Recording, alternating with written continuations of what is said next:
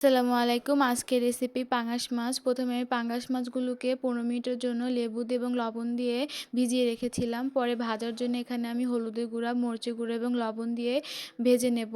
এরকম হালকা ব্রাউন আসলে পরে ব্রাউন কালার আসলে এটাকে আমরা তুলে ফেলবো এবং অবশ্যই হোয়াইট ভিনেগার অথবা লেবু দিয়ে মাছগুলোকে ভিজিয়ে রাখবেন। না হলে পাঙাশ মাছের যে একটা বাজে স্মেল আসে সেটা আসবে এবং এটা করলে আসবে না।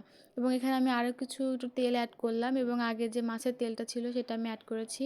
এখানে কিছু পেঁয়াজ অ্যাড করার পরে পেঁয়াজটা যখন হালকা নরম হয়ে আসবে তখন আদা বাটা এবং রসুন বাটা দিব 1 চা চামচ করে। এখানে কিছু পানি অ্যাড করব মশলা ভুনার জন্য। 1 চা চামচ হলুদের গুঁড়া, 1 চা চামচ ধনে গুঁড়া, 1 চা চামচ মরিচের গুঁড়া নিব। হাফ 1 চা চামচ জিরার গুঁড়া এবং 1/2 চা চামচ গরম মশলা দিয়ে মাংসটা যখন এরকম ভুনে আসবে তখন এখানে আমরা 1/2 কাপ পানি অ্যাড করব।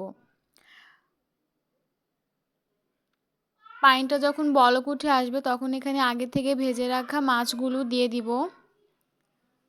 এখানে কিছু কাঁচামরিচ অ্যাড করব, পরিমাণ মতো লবণ অ্যাড করব।